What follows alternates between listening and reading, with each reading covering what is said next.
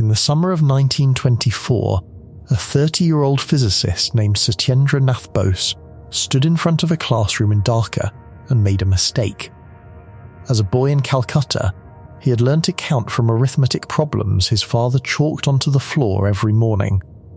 As a young man, he had translated Einstein into English by hand, word by word, years before he ever dared to write to him. And now, at the board, working out the law of how hot objects glow, he counted something the wrong way. Every physicist in Europe would have circled it in red. The wrong answer described the behavior of light more accurately than the right one. That single miscount became the foundation of half of modern physics. It is why lasers work, why the sun shines the way it does, why there is such a thing as a Higgs boson, and it sits underneath 7 Nobel Prizes. But the man who found it was nominated 11 times, judged not distinguished enough, and died in 1974 without ever winning one, 21 years before a laboratory in Colorado finally proved him right. Tonight we follow the 4 pages he mailed to Einstein, the postcard that came back, the coldest place ever made by human hands, and the one small word that swallowed his name whole. So get comfortable, and if you are new here, welcome to Fault Lines. Subscribe or join if you have not, and if you want to keep going after this, there is more of this on Patreon, where the same thread runs out into space, time, and the corners of physics nobody quite wants to say out loud. Stay to the end, because by the time we get there, you are going to understand why the electrons in your own hand were never, in any sense the universe keeps track of, yours to begin with. Let's ease into it.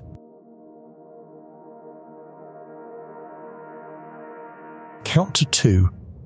Go ahead, actually do it.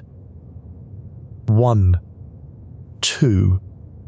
It took you less than a second, and you did not think about it, because counting is the first thing anyone ever taught you, and just about the last thing you would ever expect to be wrong.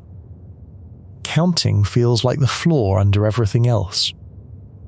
You can doubt God, you can doubt your own memory, you can doubt whether the colour you call red looks the way it does to anyone else on Earth. But 1 and 1 make 2. That one is safe. That one is bedrock. There is a version of counting that the universe uses, down at the level where everything you are made of actually lives, and it does not match yours. In that version, 1 and 1 do not always make 2. Sometimes they make 3 possibilities where you would swear there are 4. Sometimes 2 things that you would count as 2 are, as far as reality is concerned, not 2 things at all. And the man who found the exact seam where your arithmetic and the universe's arithmetic come apart found it by accident, in a hot lecture hall in Dhaka, in the summer of 1924, standing in front of a room of students while making what every physicist in Europe would have called an elementary blunder. He got the probability wrong, in front of the class. The kind of mistake that, if a first-year student made it, you would circle in red and hand back. And the wrong answer he wrote on that board turned out to describe the behavior of light more accurately than the right answer did. The universe agreed with his error and disagreed with the textbook. Not approximately. Exactly, his name was Satyendra Nath Bose. You have almost certainly said half of his name out loud without ever knowing he existed. Because that mistake, that one wrong count in a colonial classroom, became the foundation of an entire branch of physics, and the particles that obey the rule he stumbled into are now named after him. They are called bosons. Photons are bosons. The particle that carries light, every particle of light that has ever landed on your skin, belongs to the family named after a man whose paper was rejected, whose name the Nobel Committee's own evaluator would one day describe as not distinguished enough, and who died having never received the prize that at least 7 other people won for building directly on top of what he did. I want to be careful here, because I have spent an unreasonable amount of time reading about this man, and the story that gets told about him is a little too clean. The classroom mistake, the lucky error, the humble genius. Some of that is real, and some of it is legend, and I am going to show you exactly where the line is, because you deserve the actual version, not the inspirational poster. But the physics is not legend. The physics is the most tested, least controversial, most quietly ignored fact in the whole of modern science. And it says something about you, about the specific matter you are made of, that most people go their entire lives without hearing, because the people who understand it best tend to say it quietly, at the end of the night, when they are being honest. Here is the question I want you to hold, and I want you to keep holding it no matter how far down we go, because we are going to go very far down. When you have two particles that are identical, genuinely identical, two electrons or two photons with every property exactly the same, do you have two things? Or do you have one thing, counted twice? By a mind that cannot help counting because counting is what minds do? That is not a word game. That is the actual open question at the bottom of matter, and the answer, as best physics can give one, is not the answer you want. But before I can show you why, I have to take you back to that classroom and to the man standing in front of it, because the reason this discovery happened the way it did, in the place it did, to the person it did, is not a side note. It is the whole point. The injustice and the physics are the same thread running in both directions. So let me tell you what actually happened in Dhaka. The year is 1924.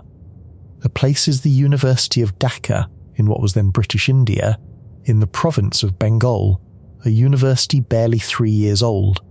Founded in a corner of an empire that treated the people it ruled as a labour supply and an inconvenience. Bose is 30 years old. He is a reader in physics, which is roughly the rank of associate professor, and by any measure, he is one of the sharpest mathematical minds India has produced, though at this point almost no one outside a small circle in Calcutta, and Dhaka knows that. He is preparing a lecture on the theory of radiation, on the great unsolved embarrassment of 19th century physics, the problem of how hot objects glow. You need to understand what that problem was, not because it is background you have to sit through, but because the whole story turns on a single number buried inside it.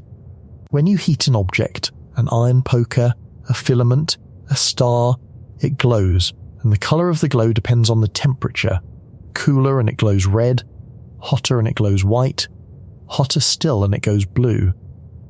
Physicists in the 1800s tried to predict the exact spectrum of that glow using classical physics, using the physics of waves and electromagnetism that they trusted completely. And they got an answer that was not just wrong, but insane. Classical physics predicted that any warm object should be blasting out an infinite amount of energy at the high-frequency end of the spectrum. Your body, right now, should be a lethal source of ultraviolet and X-rays according to the physics of 1890. They called it the ultraviolet catastrophe, and it was called a catastrophe because it meant the foundations were broken. Max Planck patched it in 1900. He found a formula that fit the real glow perfectly. Planck's law, the birth certificate of quantum theory, and to make it work he had to assume that energy comes in discrete lumps rather than a smooth flow. That assumption cracked physics open and never let it close again. But here is the part nobody tells you, and it is the part that Bose could not stop looking at. Planck's formula worked. It matched the data to as many decimal places as anyone could measure, but the derivation was a mess. To get the formula, Planck, and later Einstein, and everyone else, had to reach over into classical wave theory and borrow a specific number. A counting factor. The number of ways a wave can fit inside a box. The number of what physicists call modes. That factor, the one everyone borrowed, has a specific form, 8 pi nu squared over c cubed, and every single derivation of Planck's law smuggled it in from the old wave picture that the quantum was supposed to be replacing. Bose found that unbearable. Not wrong, exactly. Unbearable. It was like proving that God exists using an argument that secretly assumes the devil. If light is really made of particles, of quanta, of the little lumps Einstein had been insisting on since 1905, then you should be able to derive the glow of hot objects from those particles alone, without ever reaching back for the wave theory. You should be able to do it purely by counting light particles. And nobody had. For 24 years, the most important formula in the new physics rested on a borrowed classical crutch, and the physicists who used it every day had simply stopped noticing the crutch was there. That is the first thing I want you to sit with, because it is a pattern you are going to see again and again in this story, and once you see it, you cannot unsee it. The people at the centre of a field are often the last people able to notice what is broken about its foundations, because noticing would mean admitting that the thing they built their careers on was never as solid as they told their students. It takes an outsider. It usually takes someone with nothing to lose, someone far from the centre, someone the establishment is not watching, to look at the borrowed crutch and ask why it is there. Bose was as far from the centre as it was possible to be. He was in Dhaka. He would later describe what that isolation felt like to a room of students in Calcutta, and the line has stayed with me since I first read it. He told them, "We used to live on the moon, do you understand? On the moon."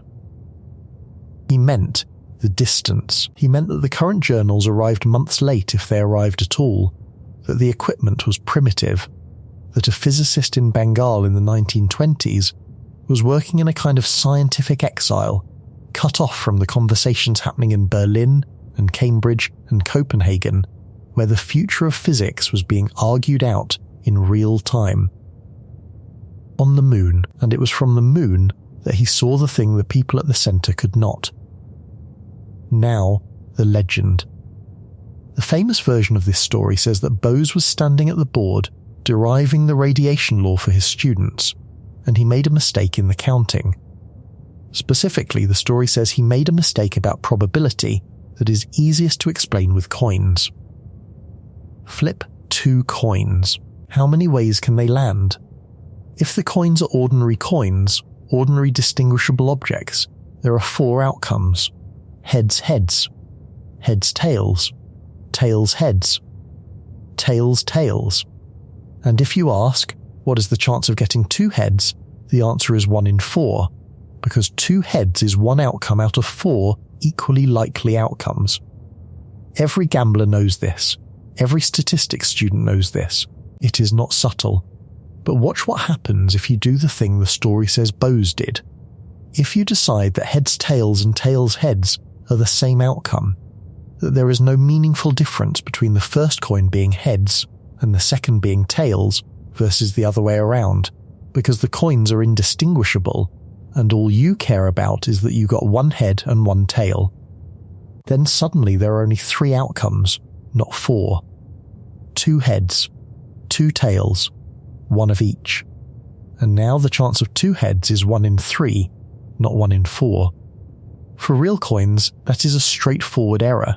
Real coins are distinguishable. You could paint 1 red. Heads tails and tails heads really are 2 different physical situations, and treating them as one is simply wrong. And it will lose you money at any casino on Earth.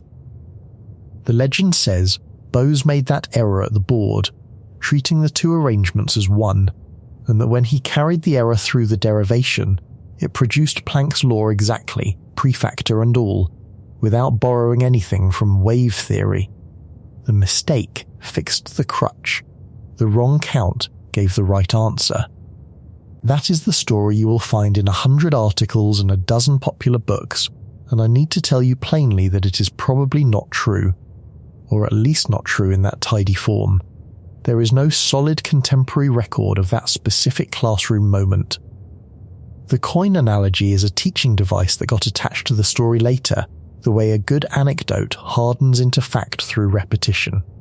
When I say I am going to show you where the line is between the real and the legendary, this is one of the places. The lightning strike classroom error is legend. But here is what is not legend, and here is why the legend survives anyway, because it is pointing at something genuinely true, even if the anecdote is dressed up. Bose really did count the light particles in a way that no classical physicist would have counted them. He really did treat the quanta as indistinguishable, as things that cannot be tagged and tracked and tooled apart, in a way that departed from the entire framework of classical statistics. Here is what he actually did, stripped of the legend, because the real method is stranger and more beautiful than the coin story. Bose imagined the space of all the possible states a light particle could be in, not just its position, but its momentum, its direction, its energy, the full description of where it is and how it is moving. Physicists call this phase space. And he divided that space into tiny cells, and the size of each cell was set by Planck's constant, that fundamental quantum of action, cubed.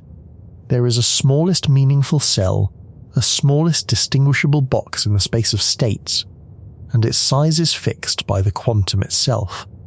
Then, instead of asking where each individual photon is, which photon sits in which state, the question classical physics always asks.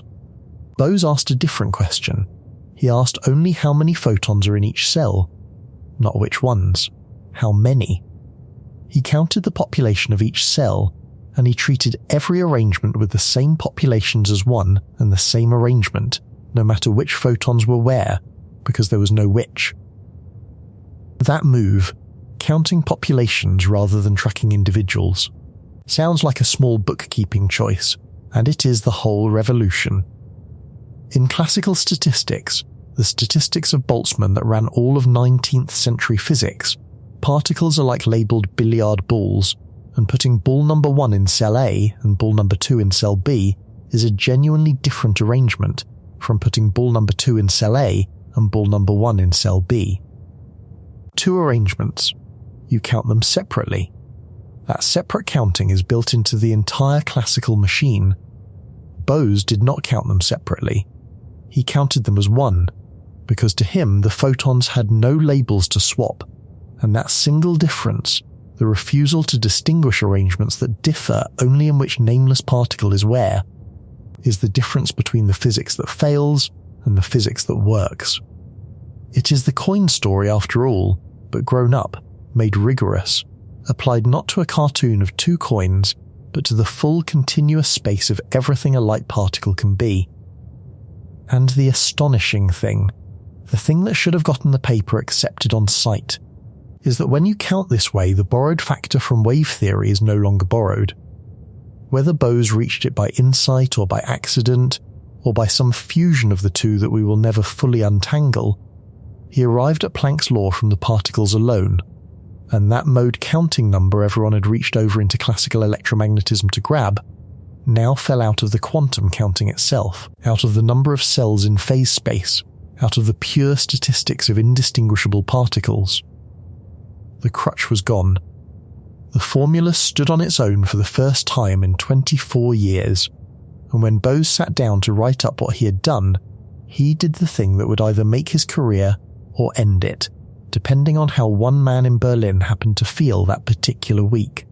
But before we get to that man, and before we get to the letter that crossed an empire, I need you to understand who Bose was, because the establishment was about to treat him a certain way, and the way it treated him is going to echo, decades later, in the way it treated his discovery. The man and the physics keep rhyming. You will see. He was born on the 1st of January, 1894, in Calcutta, the eldest of 7 children and the only son.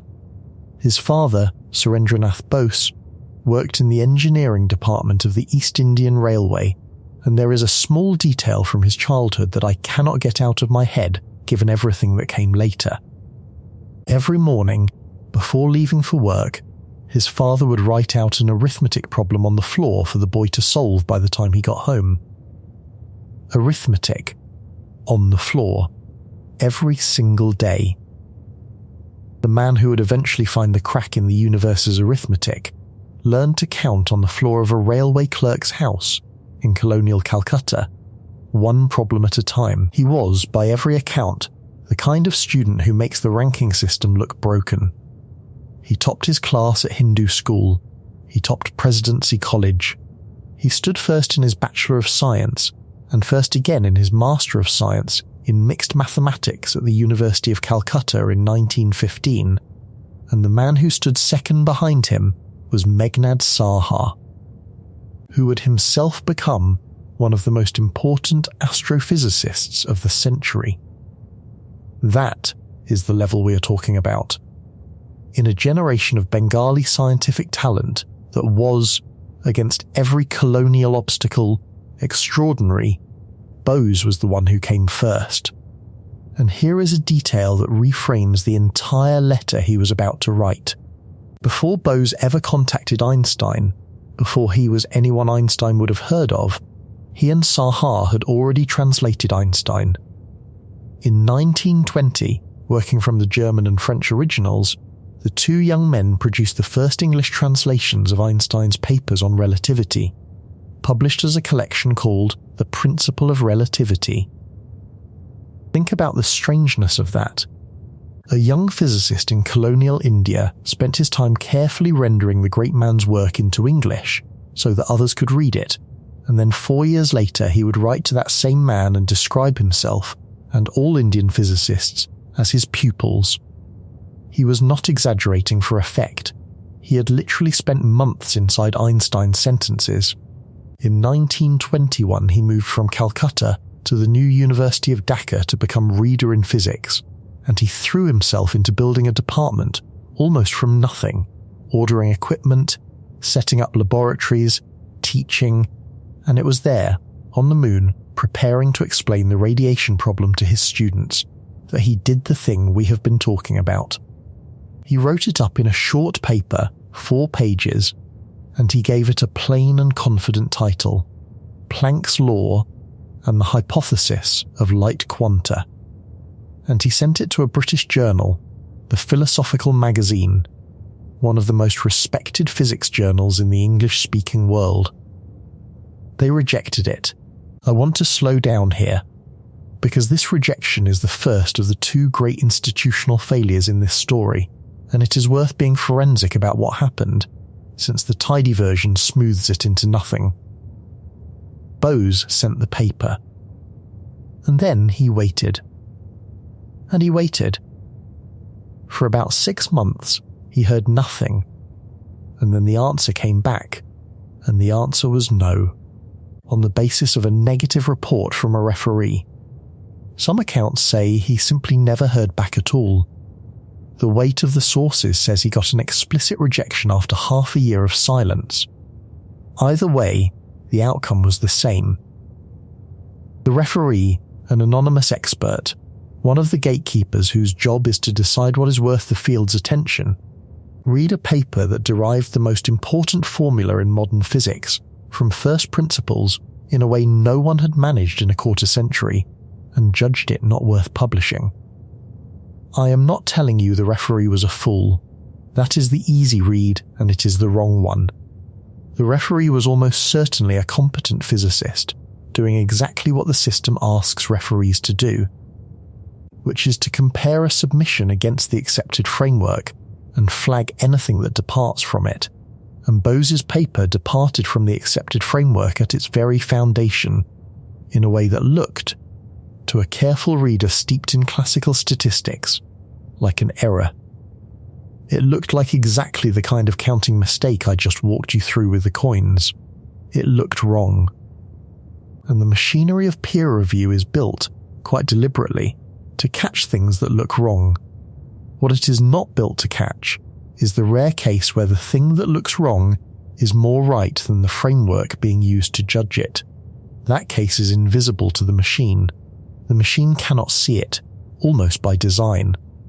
This is the first of what I am going to call the finally someone said it moments in this story, so let me say it. Peer review does not track truth. It tracks conformity to the current consensus, and most of the time that is the same thing, which is why the system works well enough to keep functioning. But at exactly the moments that matter most, the moments when the consensus itself is what is broken, the system does the opposite of its job. It protects the broken consensus and rejects the fix. And it does this not through malice or conspiracy, but through the ordinary, well-meaning, professionally responsible behaviour of competent people. That is worse than conspiracy in a way. A conspiracy you could expose. This you cannot expose, because there is nothing hidden. It is just how the machine works, out in the open, every day. So Bose had a rejected paper. A 4-page manuscript from an unknown lecturer at a 3-year-old university on the far edge of the empire, turned down by the establishment on the reasonable sounding grounds that it appeared to contain a mistake. Most people in that position file the paper in a drawer and go back to their teaching. The rejection is the end of the story. It is supposed to be the end of the story. The system is designed to make it the end of the story. Bose did something else. And what he did next is so audacious, given who he was and where he was, that I think it gets underplayed every time this story is told. He decided the referee was wrong, and Einstein would know it. So he took his rejected paper and he mailed it directly to Albert Einstein. The letter is dated the 4th of June, 1924.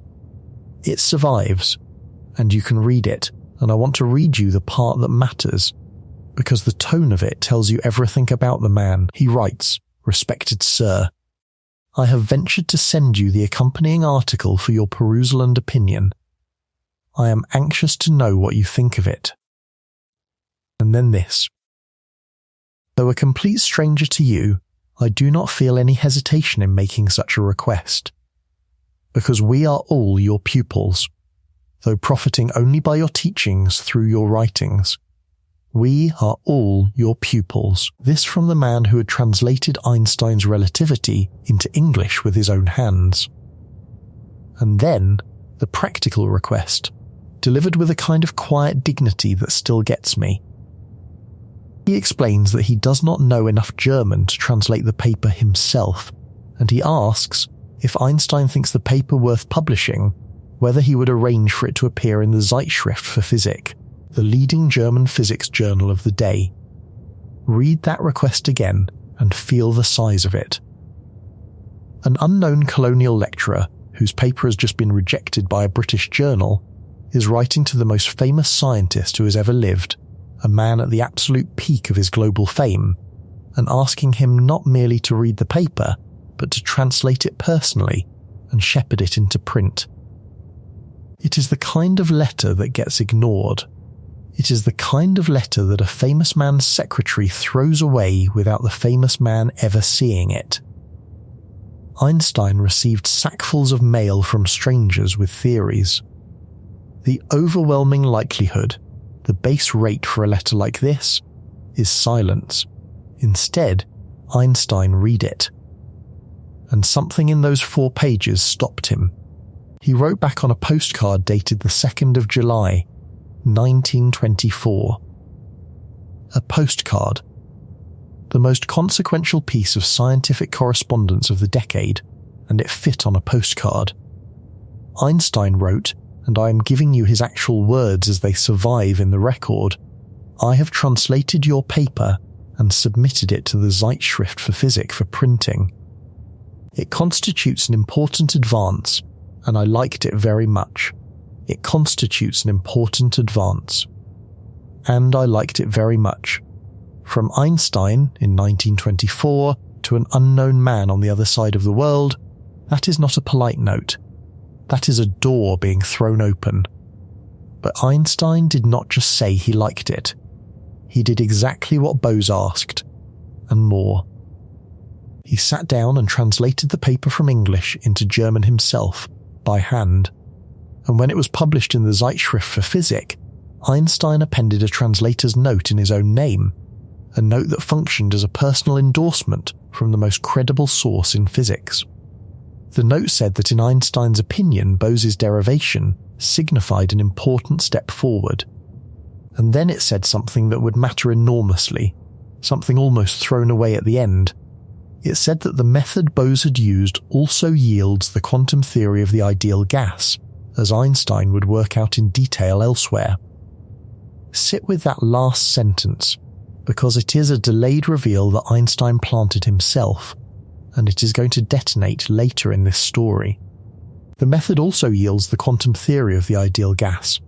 Einstein had read Bose's paper about light, about massless particles of radiation, and he had immediately seen that the same counting rule could be applied to actual matter, to atoms with mass, and that when you did, something would happen that had never been described before. He saw it in the space of reading 4 pages.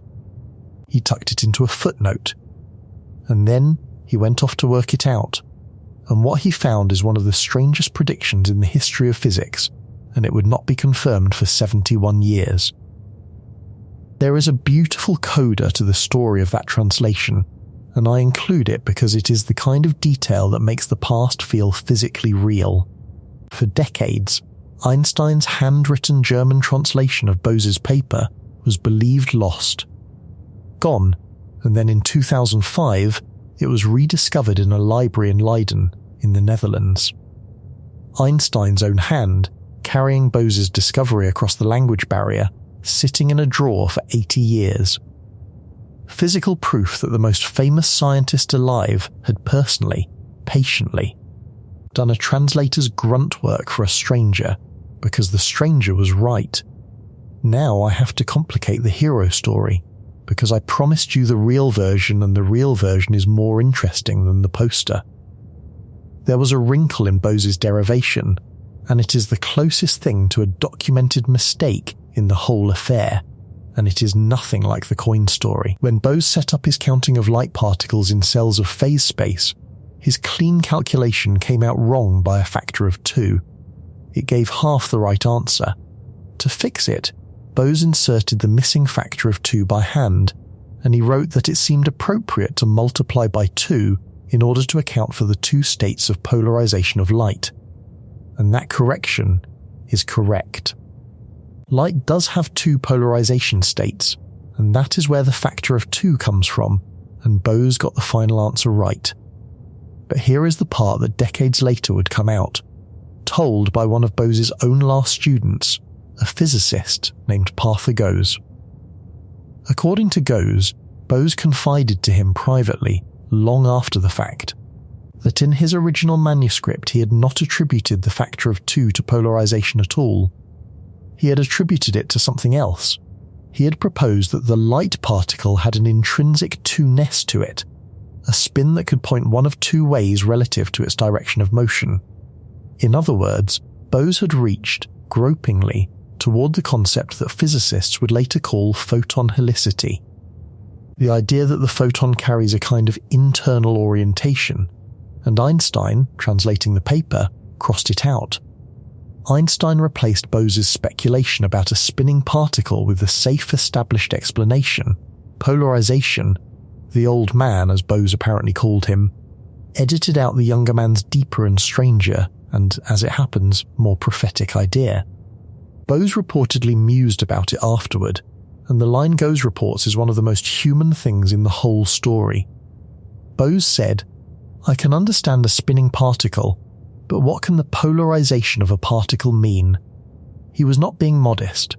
He was pointing out that Einstein's correction, while safer, actually made less physical sense than his own discarded idea, if you took particles seriously as particles.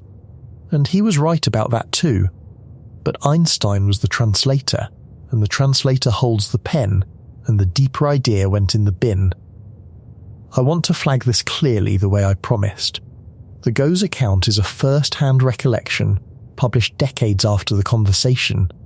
It is one man's memory of what an old teacher told him. It is not contemporaneous documentation. So treat it as testimony, not as bedrock. But it is exactly the kind of detail that the sanitized version leaves out, and it changes the texture of the whole thing. The clean story is genius humbly assisted by a great man. The real story is messier and better. It is a young outsider reaching towards something even his famous benefactor was not ready to accept, and getting quietly overruled and being right about it in a way that would only become clear much later. Which raises the question that a physicist named Max Delbruck asked out loud in 1980 in a paper with a title so blunt it is almost a provocation. The paper was called "Was Bose-Einstein Statistics Arrived At by Serendipity?" Serendipity, in other words, was the whole thing a lucky accident. Delbruck argued that Bose had genuinely made an elementary counting mistake, that he had failed to track which particle sits in which state the way classical statistics demands, and that Einstein had initially copied the mistake without catching it, and that the two of them had stumbled into a revolution by getting the bookkeeping wrong. And other historians and physicists pushed back, and the argument has never been fully settled, and I find I do not want it to be settled, because the ambiguity is the truest part of the story. Here is what we can actually say. Einstein himself later asked Bose directly whether he had realized he was doing something new, whether he understood that he had departed from Boltzmann's classical method of counting, and Bose, with the same honesty that runs through everything about him, said no. He said he had not been deeply familiar with the classical method, and that he had not realized he was counting differently. He did not know he was breaking a rule. He thought he was just counting the particles the obvious way, the way that seems natural to him, and the way that seemed natural to him happened to be the way the universe actually does it. So was it a mistake or an insight? The honest answer is that it was neither and both. It was not a simple arithmetic blunder, because the blunder turned out to be the deepest truth in the field, and it was not a fully conscious act of genius, because Bose himself said he did not know he was doing anything unusual. It was something we do not have a good word for. A man counting the way that felt right to him, unencumbered by the classical training that would have told him it was wrong. And the way that felt right to him was the way reality is built, the training the establishment prized, the very expertise that made the philosophical magazine referee reject the paper, was the thing that blinded the experts, and that Bose on the moon was lucky enough to lack. And it does not matter in the end how he got there. This is the friction I want to plant and leave standing. The universe does not care how you arrive at the truth. It does not award extra credit for showing your work, and it does not dock points for luck. The counting rule Bose stumbled into is exactly as true whether he reasoned his way to it like a master or fell into it like a man missing a step on a staircase. Truth is indifferent to the biography of its discoverer, which is a merciful thing, and also, as we will see at the end of this story, a cruel one. On the strength of that postcard from Einstein, Bose's life changed almost overnight, and the way it changed tells you how thin the margin was between recognition and oblivion for a colonial scientist in the 1920s. A single postcard from Berlin was enough to pry loose a two-year study leave from the University of Dhaka, the funding, the permission, the passport. Without Einstein's 4 sentences, none of it happens. With them, the door opens. That is how contingent the whole thing was. The most important theoretical contribution to come out of India in that generation hung on whether one overworked man in Berlin bothered to read a stranger's mail.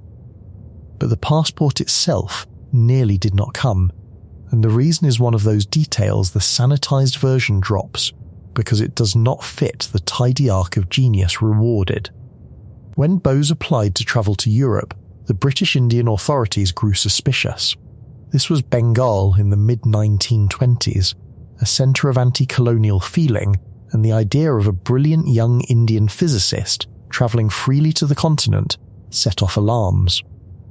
The police suspected that the scientific trip might be a cover for nationalist political activity, that Bose might be going to Europe to make contact with revolutionaries rather than physicists. there was real pressure to deny him. Think about what that means. The empire that ruled him could not tell the difference between a man going abroad to discuss the statistics of light quanta and a man going abroad to plot sedition, because to the machinery of colonial control, an intelligent Indian with international connections was a threat by default, whatever he claimed to be studying. It took intervention, including support from the French scholar Sylvain Ulvy and the sheer weight of Einstein's name, to clear him to go. He nearly did not make the trip that his own discovery had earned him, because the state that governed him saw his brilliance as a danger to be managed, rather than a resource to be proud of. He left India in October of 1924, and he went first to Paris, and for a young physicist from the moon, Paris in the mid-1920s must have felt like walking into the centre of the world after a lifetime of watching it from the far edge. He moved in the orbit of the great French physicists. He spent time connected to the laboratory of Marie Curie, the only person ever to win Nobel Prizes in 2 different sciences, and he met Paul Langevin, and crucially he fell in with Louis de Broglie, the aristocrat physicist who had just proposed that matter itself has a wavelength, that electrons are waves as much as light is particles. The idea that was about to become the backbone of the new quantum mechanics. Bose was standing in exactly the right rooms at exactly the right moment, among the people building the future of physics, in the very conversations he had been cut off from on the moon.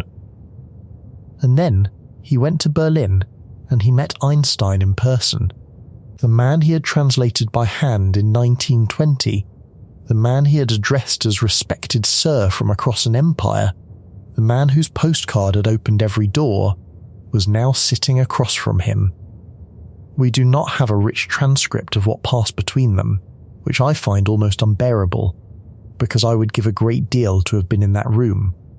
What we have is the sense, from the record, that Einstein treated Bose seriously, as a real physicist and not a curiosity, and that it was in these conversations that Einstein pressed him on whether he had grasped the novelty of what he had done, and Bose gave the honest answer we already talked about, that no, he had not realised he was counting in a new way. 2 men, one at the summit of world fame, and one who had just climbed out of colonial obscurity, sitting together over the strangest counting rule in physics, one of them having found it, and the other having seen what it meant, and neither of them, at that moment, fully aware that the rule they were discussing would still be handing out Nobel Prizes to other people a century later. Here is the detail that closes the loop on the injustice, and it is small and it is devastating. When Bose returned to Dhaka in 1926, the university wanted to make him a full professor and head of the department. But there was an obstacle. Bose did not have a doctorate. He had done the work that Einstein personally translated and extended, the work that founded a branch of physics, and by the bureaucratic rules of the colonial university, he was not qualified for the senior post because he lacked a PhD. And so the appointment had to be justified by an outside authority, and the outside authority who vouched for him, whose word made it possible for Bose to be promoted within his own department, was Albert Einstein. The man who founded quantum statistics needed a letter from Einstein to be judged qualified to run a physics department in the country of his birth. He had rewritten the rules of matter, and he still needed a note from the famous man to be allowed to teach. That is the shape of the whole thing. Bose's genius was real and undeniable, and confirmed by the highest authority in physics. And it was still, at every institutional turn, treated as insufficient on its own. The paper needed Einstein to be published. The promotion needed Einstein to be justified. The travel needed Einstein to overcome the suspicion of the state. At no point was Satyendra Nath Bose, standing by himself, enough. He always needed the borrowed authority of the famous European name. The way Planck's law had always needed the borrowed factor from wave theory, and Bose had freed the formula from its crutch, while never once being freed from his own. But we still have not touched the strangest part. the thing Einstein tucked into that footnote, the quantum theory of the ideal gas. Bose had done his work on light, on photons, on massless particles that travel at the speed of light and can be created and destroyed by the trillion. Einstein took the counting rule and asked a different question. He asked what happens if you apply this same indistinguishable counting to ordinary atoms. To matter. To a gas of real particles that have mass, that sit still, that make up the actual stuff of the world. And the answer he found should have been front-page news, and instead it sat in the literature for 7 decades, while physicists mostly assumed it could not really be true. Here is where it gets worse, and here is where it starts to become about you. Einstein presented his extension to the Prussian Academy of Sciences on the 10th of July, 1924. Only 8 days after Bose's paper was officially received for publication. He was moving fast, faster than he moved on almost anything, because he had seen something. He published a first paper in 1924, and then a second, deeper one in 1925, and it is in that 1925 paper that the strange thing appears. Einstein worked out what Bose's counting rule predicts for a gas of atoms as you make it colder and colder and colder, approaching absolute zero, the coldest temperature that can exist, the point where thermal motion stops. Classical physics has a clear and boring answer to that question. As you cool a gas, the atoms move more slowly, they settle down. They spread out into the lowest available energy states, and nothing dramatic happens. The gas just gets colder and quieter. That is what everyone expected. That is what the old physics predicts. That is not what Bose's counting rule predicts.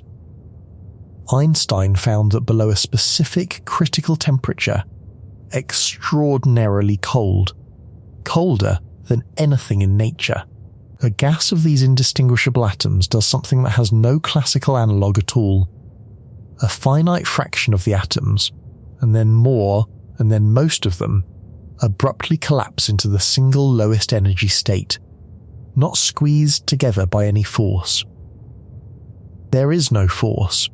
They fall into the same quantum state, because the counting rule, the indistinguishable counting, makes it overwhelmingly probable for them to pile into one state rather than spread out.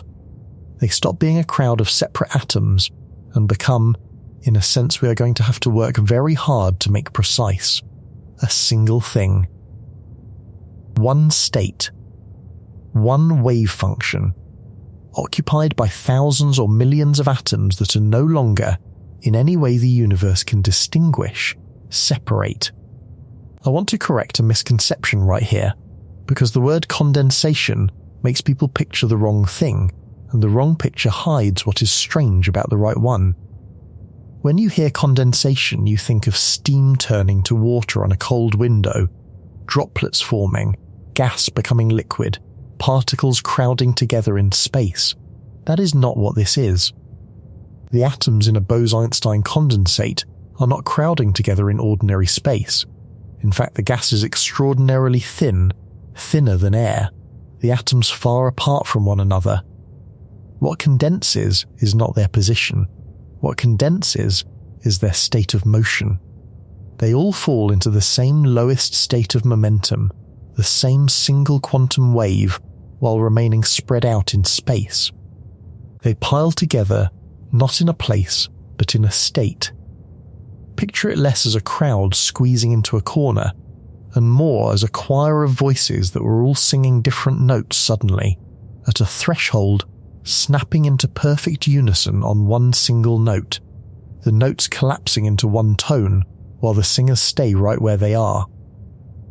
The condensation happens in the space of possible states, not in the room, and the reason it happens is not attraction. There is no glue. It happens because the counting rule makes the all-in-one state arrangement so overwhelmingly more probable than any spread-out arrangement that below a certain temperature the atoms simply have nowhere else to be. Indistinguishability alone drives them into unison.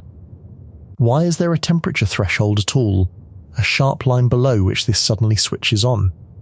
Because temperature is motion, and motion is what gives the atoms distinct momentum states to occupy. When the gas is warm, there are vastly more states available than there are atoms, and the atoms spread out comfortably across them, each in its own, and everything looks classical. As you cool the gas, you are shrinking the range of momentum states the atoms can be in, crowding the available states, until at the critical temperature the number of comfortably occupiable states drops below the number of atoms, and the atoms, forbidden by nothing and encouraged by the counting rule, avalanche into the single lowest state together. The threshold is the moment the states run out. Below it, the only place left to put the overflow is all in one state at once, and so that is where they go, and a new form of matter switches on. Einstein called it a condensation. Today we call it a Bose-Einstein condensate, and it is a genuinely new state of matter, a fifth state alongside solid, liquid, gas, and plasma. And it exists because of a counting rule that a man arrived at possibly by mistake in a hot classroom in Dhaka. And I need you to see what this means for the question we have been holding since the beginning. When you make identical particles cold enough, they stop being countable as separate individuals.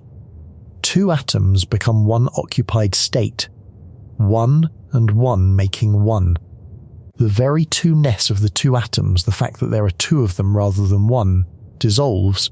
It was never as solid as it looked. It was a feature of the temperature, of the energy, of the room they had to spread out in, and when you take that room away, the separateness goes with it. Now I owe you an honesty note here, because the clean story oversells this, and I promised I would not. The way this usually gets told is that Einstein predicted the condensate in 1925, and it was triumphantly confirmed exactly as predicted 70 years later, and the great man was proven right. That narrative is too smooth. Historians who have gone back through the actual papers point out that Einstein described the effect, but that its status as a firm. Well-understood physical prediction was contested for a long time. Einstein himself expressed doubt in his own writing about whether the condensation was physically realizable or whether it was a mathematical artifact of the idealized gas he was calculating. The mathematics was only really put on solid ground later, in 1938, by a physicist named Fritz London, who connected the condensate to the bizarre behavior of liquid helium, and that behavior of liquid helium deserves a moment of its own, because it is about the strangest thing you can watch a fluid do, and it was sitting right there, observed and photographed, and it still did not make physicists chase the atomic condensate for another half-century. When you cool ordinary helium, helium-4, below a temperature of about 2.17 degrees above absolute zero, a threshold physicists call the lambda point, it undergoes a transition into what is called a superfluid, and a superfluid does things that look like violations of common sense. It flows with exactly zero viscosity, zero internal friction, which means that if you set it swirling in a container, it will keep swirling essentially forever, never slowing, because there is nothing to slow it. It seeps through pores and cracks too fine for any ordinary liquid to penetrate. And most unsettling of all, it climbs. A superfluid will crawl up the inside wall of its container, over the lip, and down the outside, draining itself out of an open cup against gravity in a thin invisible film, as though the liquid wanted to escape. You can watch it happen. There is footage of it. A fluid emptying itself out of a beaker by climbing the walls, for no reason that ordinary physics can supply. Fritz London, in 1938, was the one who said out loud what this was. He proposed that superfluid helium is a Bose-Einstein condensate, or close kin to one, that the reason the helium loses all friction and climbs walls is that below the lambda point a large fraction of the helium atoms have condensed into a single quantum state, have become one coherent thing, indistinguishable and unified, a macroscopic quantum object big enough to hold in a jar. The wall climbing is Bose's counting rule at the scale of a laboratory beaker. The atoms have stopped being separate atoms, and a single quantum wave, spread across the whole cup, does not meet the walls of the container the way a crowd of individual atoms would. It flows as one. Here is what should genuinely bother you about the timeline. The wall-climbing superfluid was observed in 1938. London explained it as a condensate that same year. Physicists had, from 1938 forward, a visible, dramatic, photographable manifestation of Bose-Einstein condensation sitting in cryogenics labs around the world. A fluid literally climbing out of its container to demonstrate that indistinguishable atoms had merged into one state. And it still took until 1995, 57 more years, for anyone to create the clean atomic condensate that Einstein had described, the pure textbook version in a dilute gas.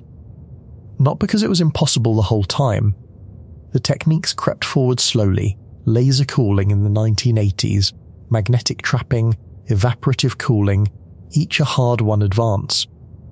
But also because the atomic condensate was not treated as an urgent prize. The strangeness had been partly domesticated. Superfluid helium got filed under known weird phenomenon, and the deeper target, the demonstration that you could take ordinary atoms and freeze their individuality into a single collective wave on demand, sat waiting for someone to decide it was worth a decade of effort. The proof was hiding in plain sight in a beaker of climbing helium, and the field looked at it and mostly moved on, and even then, most physicists filed the whole idea of the atomic condensate under mathematical curiosity rather than real phenomenon. Which is its own quiet scandal when you think about it.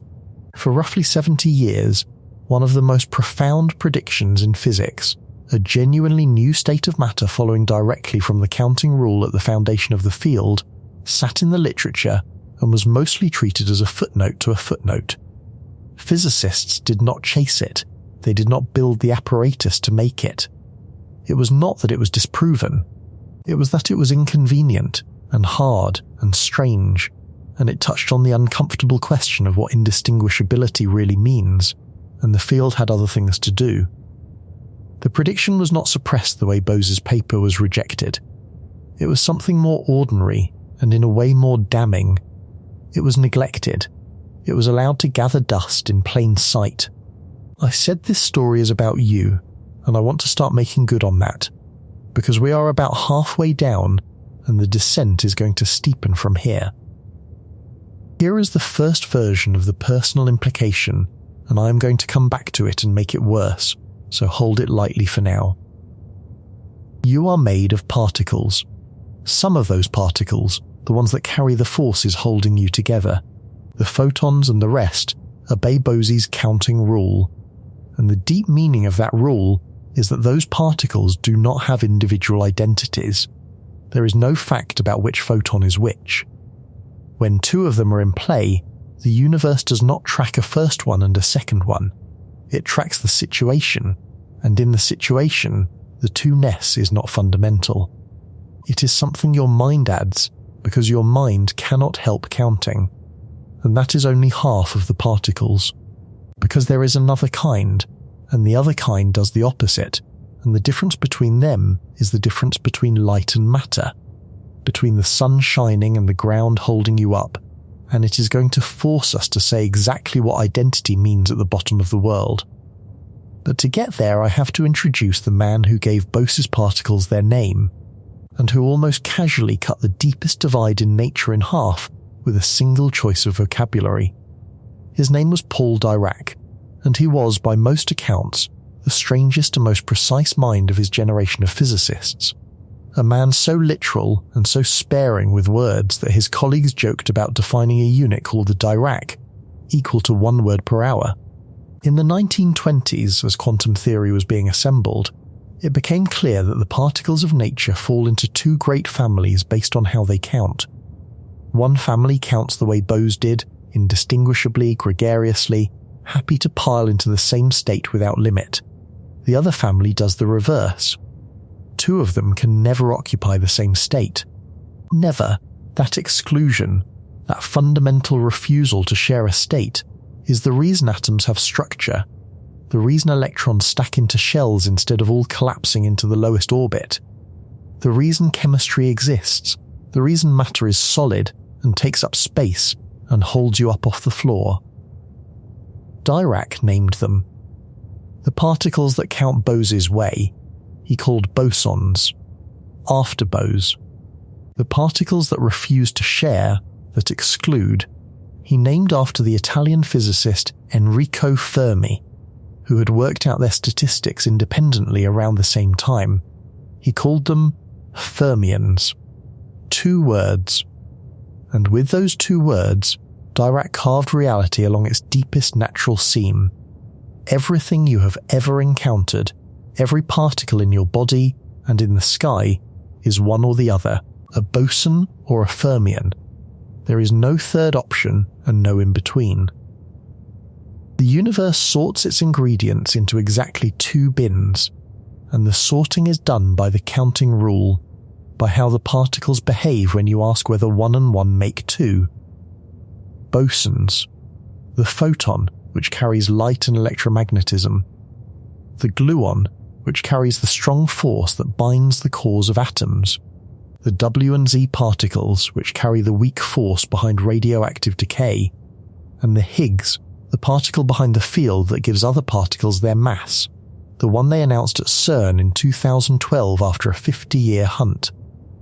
5 kinds of fundamental boson in the Standard Model, the complete catalogue of known elementary particles, and every one of them named, in the end, after a lecturer in Dhaka whose paper got rejected.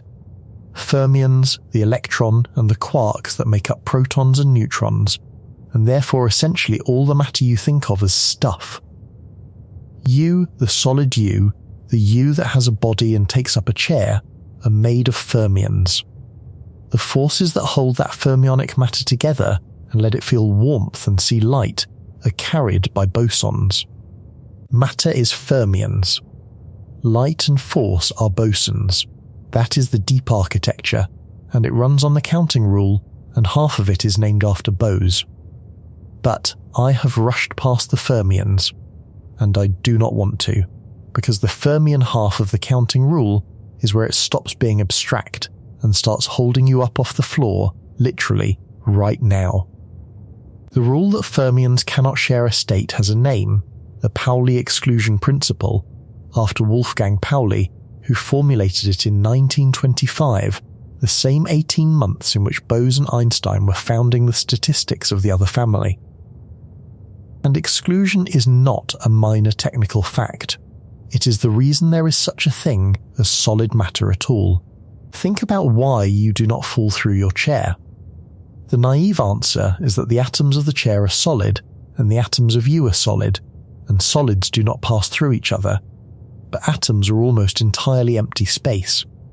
If the nucleus of an atom were the size of a marble, the electrons would be a diffuse cloud hundreds of meters across, and between the marble and the cloud there is nothing. Matter is overwhelmingly emptiness. So when you sit down, why do the vast empty spaces of your atoms not simply pass through the vast empty spaces of the chair's atoms and let you sink to the floor? The answer is not electrical repulsion, or not mainly. The answer is the exclusion principle. When you press the electrons of your body toward the electrons of the chair, you are trying to force fermions into the same quantum states, and fermions refuse. They cannot occupy the same state. The refusal generates a pressure, a resistance that has nothing to do with force in the ordinary sense, and everything to do with the counting rule, the minus sign, the flip that says 2 of us can never be the same. That resistance is what you feel as solidity. You are held up right now by the fact that the electrons in your body have no individual identity and, precisely because of that, cannot be squeezed into the same identityless state. The floor beneath your feet is the counting rule made into a force. And it scales up, past your chair, past your body, all the way to the depths of stars, and here is where I have to tell you about another man. Because the pattern that ran through Bose's life did not run through his alone. It ran through a whole generation of physicists from the colonized world, and the clearest and cruelest example is a young Indian astrophysicist named Subramanian Chandrasekhar, and his story rhymes with Bose's so exactly that when I first laid them side by side, I had to sit back from the desk. Chandrasekhar, Bose's countryman, worked out in the early 1930s what happens when a star runs out of fuel and starts to collapse under its own gravity. A dying star like our Sun collapses into a white dwarf, an object with the mass of a star crushed into the volume of a planet, and what holds it up against total collapse is exactly the exclusion principle, the Fermion refusal. The electrons in the crushed star pushing back not with force, but with the raw statistics of their inability to share states. This is called electron degeneracy pressure, and it is the counting rule holding up the corpse of a star. But Chandrasekhar, doing the mathematics as a young man on the long sea voyage from India to England, found something the establishment did not want to hear. He found that the exclusion pressure has a limit. Above a certain mass, about 1.4 times the mass of our Sun, a number now called the Chandrasekhar limit, even the Fermion refusal is not enough. Gravity wins. The star cannot stop collapsing, and it must go on to become something denser and stranger, a neutron star, or collapse entirely into a black hole. He presented this result at a meeting of the Royal Astronomical Society in London in January of 1935, and the towering figure of British astrophysics, Sir Arthur Eddington, the man who had confirmed Einstein's relativity to the world, stood up after the young Indian finished speaking and ridiculed the work in front of the whole assembly. Eddington treated the idea as very nearly an absurdity, mocking the notion that a star could collapse the way Chandrasekhar's mathematics demanded, and he did it with the full weight of his authority and reputation, in public, to a young colonial scientist who had the mathematics on his side and almost no institutional power. Chandrasekhar was humiliated. He was, by his own later account, deeply shaken, and the episode contributed to his eventual decision to leave that world and build his career in the United States instead. And he was right. The Chandrasekhar limit is real, it is fundamental, it is taught in every astrophysics course on Earth, and the collapse Eddington mocked is exactly what produces the neutron stars and black holes that astronomers now observe as routine. Chandrasekhar finally received the Nobel Prize for it in 1983, nearly 50 years after Eddington ridiculed him off the stage. Count them: Bose, whose founding paper was rejected by a British journal, and whose Nobel case an evaluator would judge not distinguished enough. Chandrasekhar, whose correct result about the deaths of stars was ridiculed in public by the most powerful astrophysicist in Britain. Meghnad Saha, who had stood second only to Bose in that Calcutta examination hall, and whose own foundational work. The equation that let astronomers read the temperatures of the stars was nominated for the Nobel repeatedly, and never won it either. 3 Indian physicists from a single generation, 3 foundational contributions, and a British and European establishment that could not, again and again, see what was in front of it until decades had passed. The pattern has nothing to do with the quality of the physics. The physics was, in all 3 cases, correct and foundational. The pattern has to do with who was allowed to be recognised as a discoverer, and who was treated, no matter what he discovered, as an instance, rather than an individual. And notice what holds it all together, because it is not an accident that the story keeps returning to the same physics. What holds up a white dwarf is the Fermion exclusion rule, the minus sign, the refusal of identical particles to share a state. What Bose found was the Boson rule, the plus sign, the eagerness of identical particles to pile together. The two rules are the two halves of the single deepest fact about matter, the fact of indistinguishability, the fact that identical particles have no individual identity and therefore must do one of exactly two things when you swap them. Bose found one half. The physics of collapsing stars runs on the other half, and the men who found both halves, the Indian outsiders, were dissolved by the same establishment into the same category, overlooked in the same way. For the same reason, which is that the machinery of recognition was never built to see them clearly as individuals in the first place. The physics they discovered was about the erasure of individual identity. The lives they lived were lessons in it.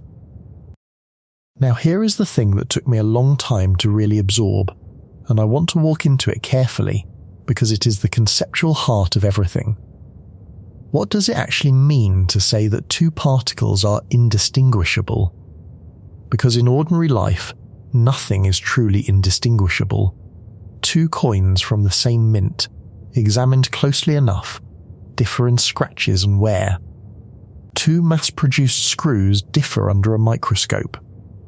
When we say two things are identical in daily life, we mean they are very, very similar. Similar enough that we do not bother to tell them apart. But we could, in principle, if we cared to look closely enough. The distinguishability is still there, it is just beneath our notice. Quantum indistinguishability is not that. It is not that two electrons are so similar that we cannot tell them apart. It is that there is no fact about which is which, even in principle, even to the universe itself. Take two electrons and swap them, exchange their positions, and the universe is not in a new situation.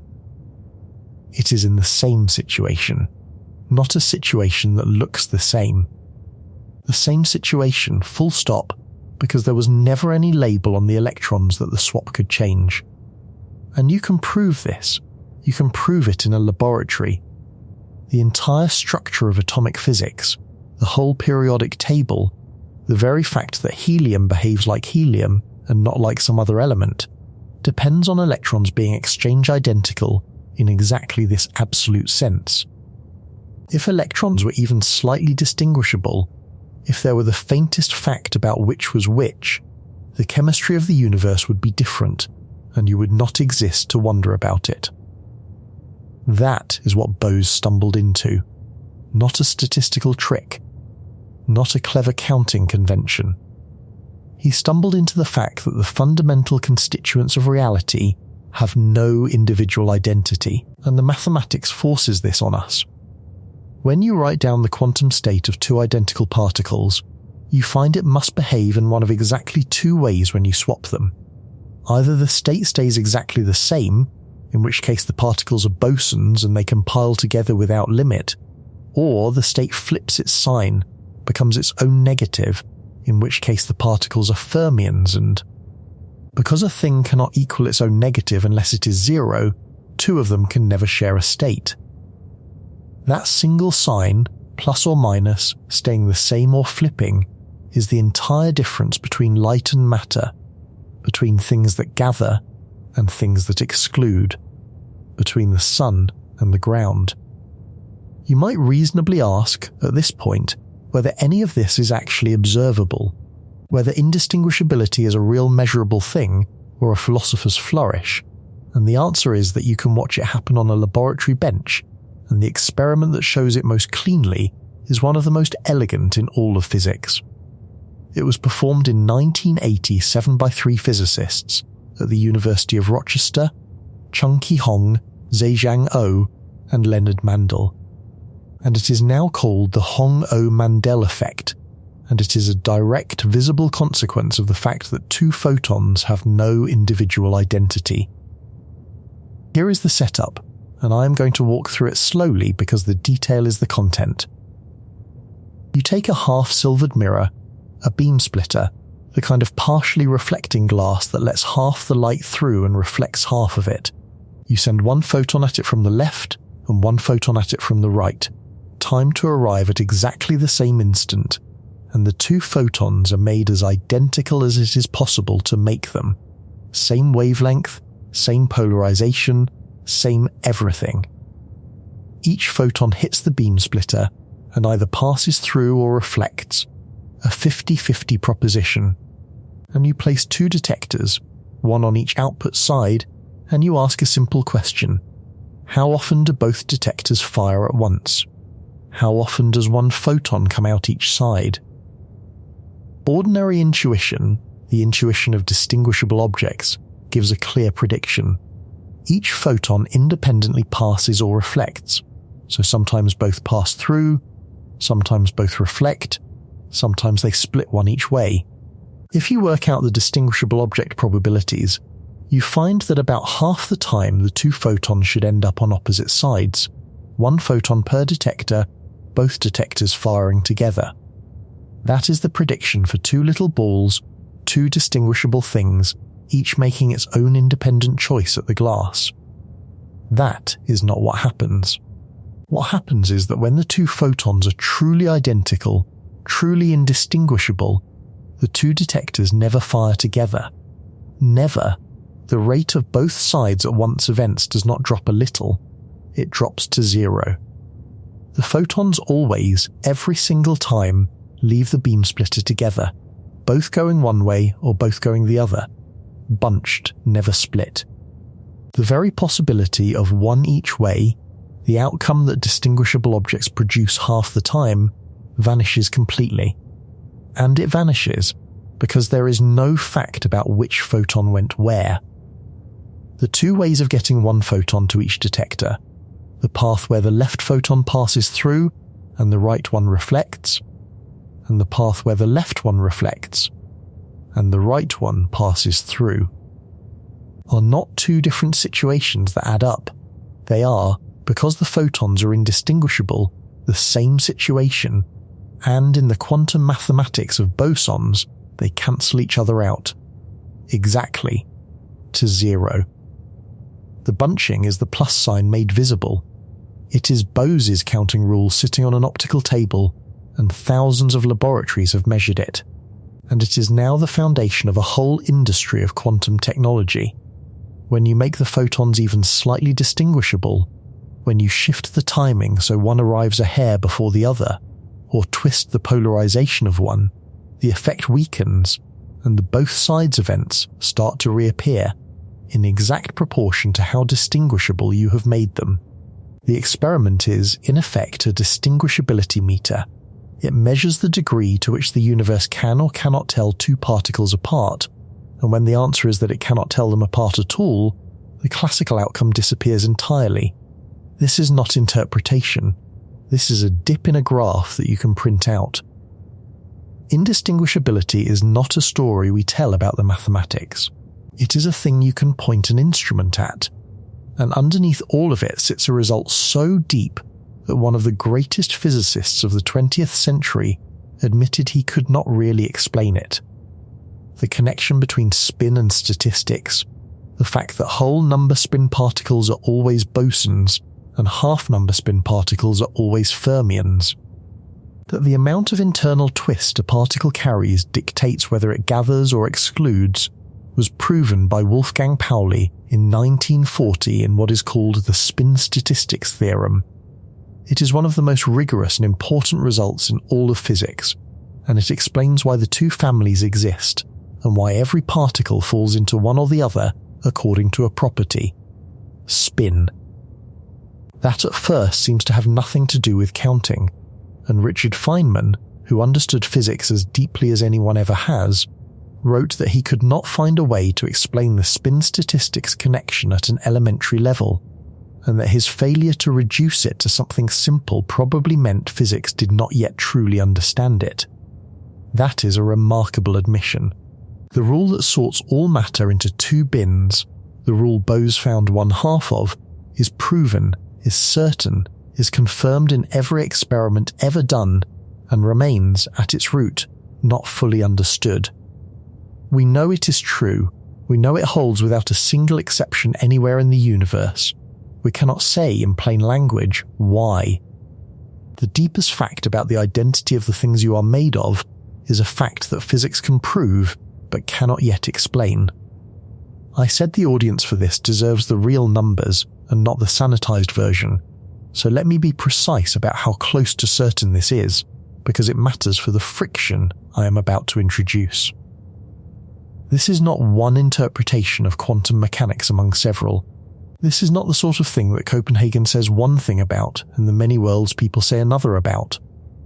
The various interpretations of quantum mechanics disagree about almost everything. They disagree about whether the wave function is real or just information. They disagree about whether particles have definite positions when nobody looks.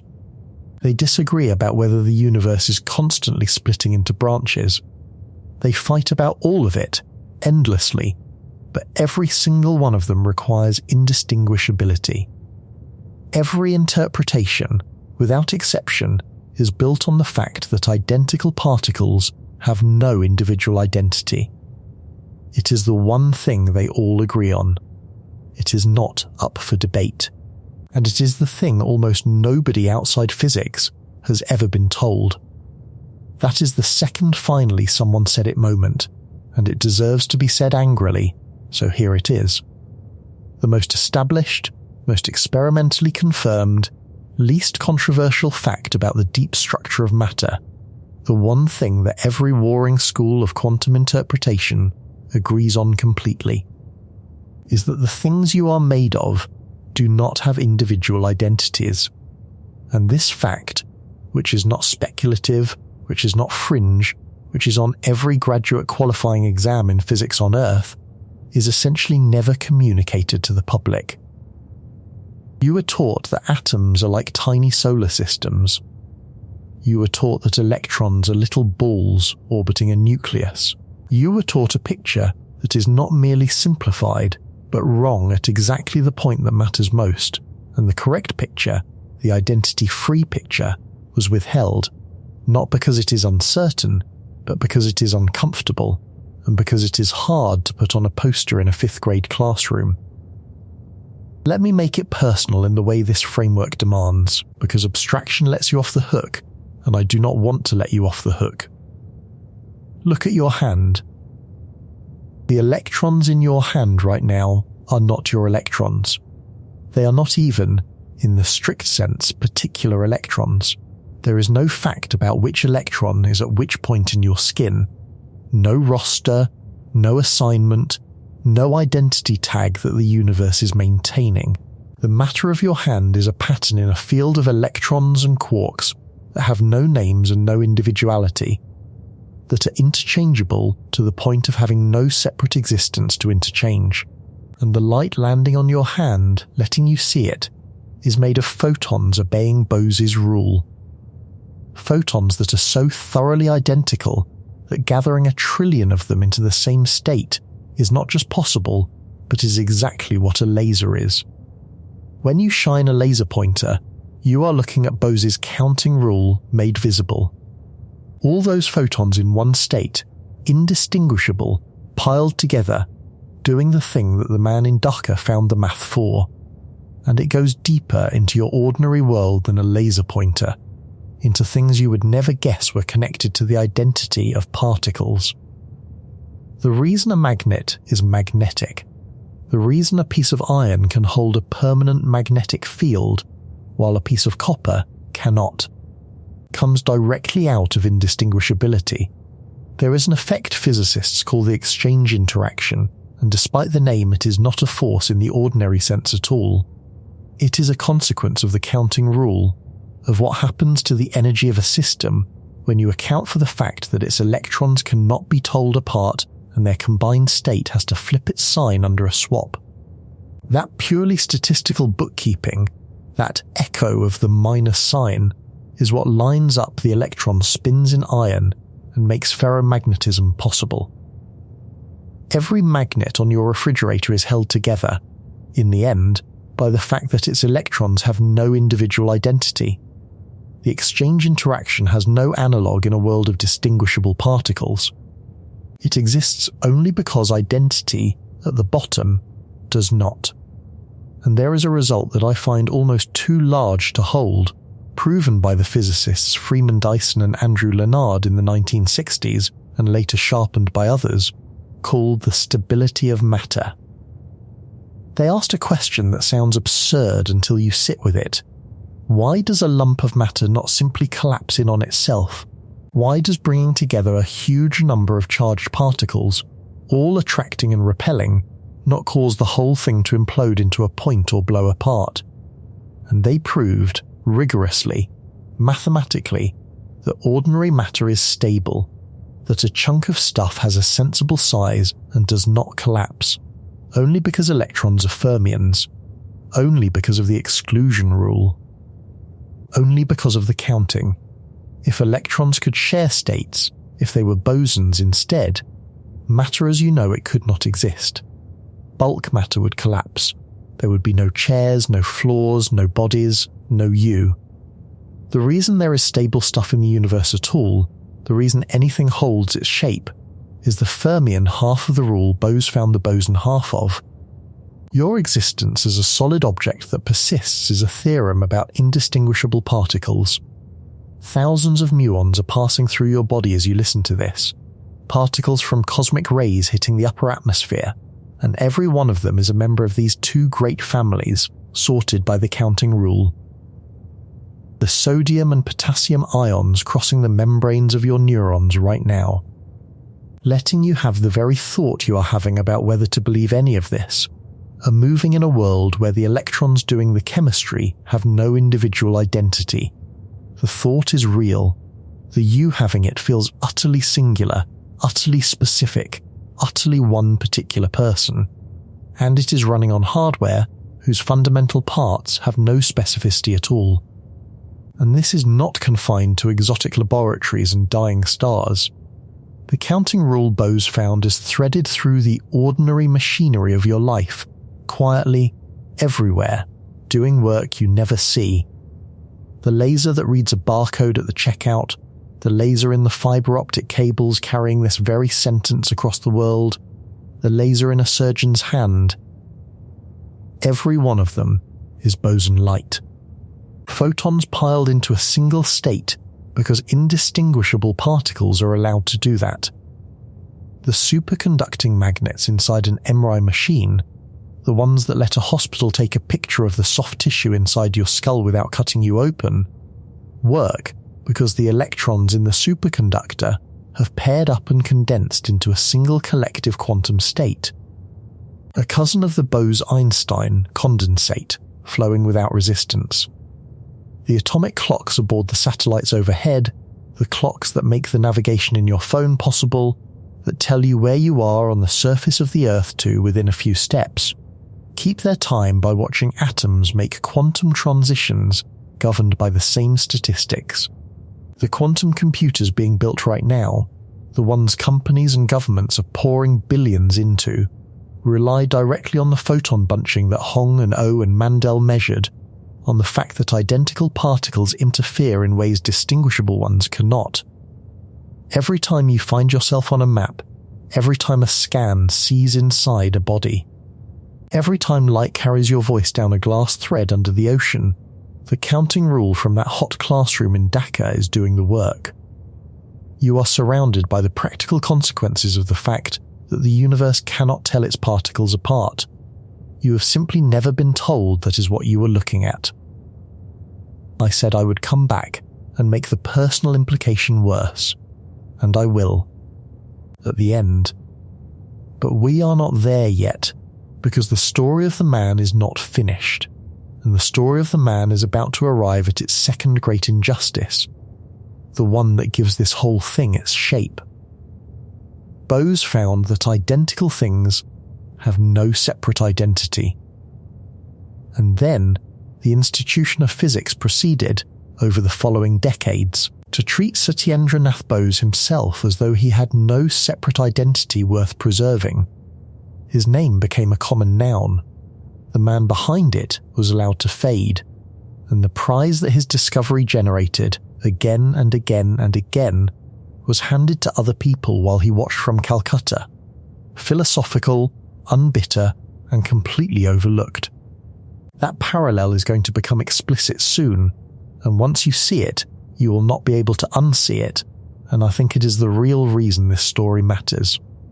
But first I have to take you to the coldest place in the universe, because that is where Einstein's neglected prediction finally, 71 years late, came true. The place is a laboratory in Boulder, Colorado, at an institute called HeLa, run jointly by the University of Colorado and the National Institute of Standards and Technology. The date is the 5th of June, 1995. And two physicists named Eric Cornell and Carl Wieman are about to do something that Einstein described in 1925 and then doubted, that London put on firmer ground in 1938 and then mostly set aside, and that the field had spent 7 decades treating as more of a mathematical curiosity than a real target. They are about to make a Bose-Einstein condensate. They are about to take a cloud of atoms and cool it until the counting rule takes over and the atoms lose their separateness and become one quantum thing. To do it, they had to reach a temperature that does not occur anywhere in the natural universe, and I want to give you the number and then make it mean something, because the number alone will slide right past you otherwise. They cooled a cloud of about 2,000 rubidium atoms, rubidium-87, to a temperature of roughly 170 nanokelvin, 170 billionths of a single degree above absolute zero. Let me put that against the coldest natural thing there is. The empty space between the stars, the deep intergalactic void, the coldest naturally occurring environment in the cosmos, sits at about 2.5 degrees above absolute zero, warmed by the faint afterglow of the Big Bang itself. Cornell and Wieman got their atoms to something like 10 million times colder than the emptiest, darkest space between galaxies. They built, inside a laboratory in Colorado, a spot colder than anywhere the universe has managed on its own in 14 billion years. And to get there, they used a technique that is itself pure Bose, because the primary tool for cooling atoms to those temperatures is the laser, and the laser is nothing but photons obeying the Boson counting rule, all crammed into one state. They cooled the atoms with laser light, and then with a second stage, magnetic evaporative cooling, letting the hottest atoms escape and carry the heat away. Like blowing on soup, but for a cloud of atoms held in a magnetic trap. And at 10:54 in the morning, on the 5th of June, they crossed the critical temperature. Here is what they expected versus what they found, because this framework insists on that, and the insistence is right. Above the critical temperature, a cloud of cold atoms in a trap looks. When you measure the spread of their velocities, like a smooth broad hill, a normal spread of speeds, some atoms faster, some slower, a bell-shaped blur. That is a normal gas, however cold. What they found, as they crossed the threshold, was that a sharp spike suddenly rose out of the centre of that broad hill, a narrow, towering peak of atoms that had all collapsed into the single lowest state. All moving with the same minimal velocity, all in the same quantum state, no longer distinguishable, no longer a crowd. The peak was the condensate. It was Einstein's neglected prediction, made visible, thousands of atoms behaving as one, 71 years after he tucked the idea into the end of a translator's note and then half-talked himself out of believing it.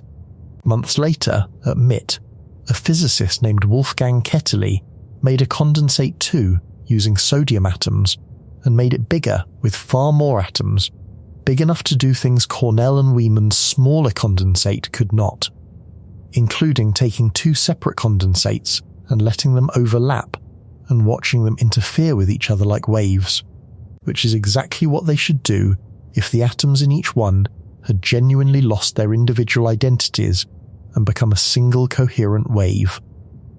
2 clouds of matter merging and interfering like ripples on a pond. Matter behaving as pure, indistinguishable wave. Bose's rule, at human scale, visible to the eye through a camera.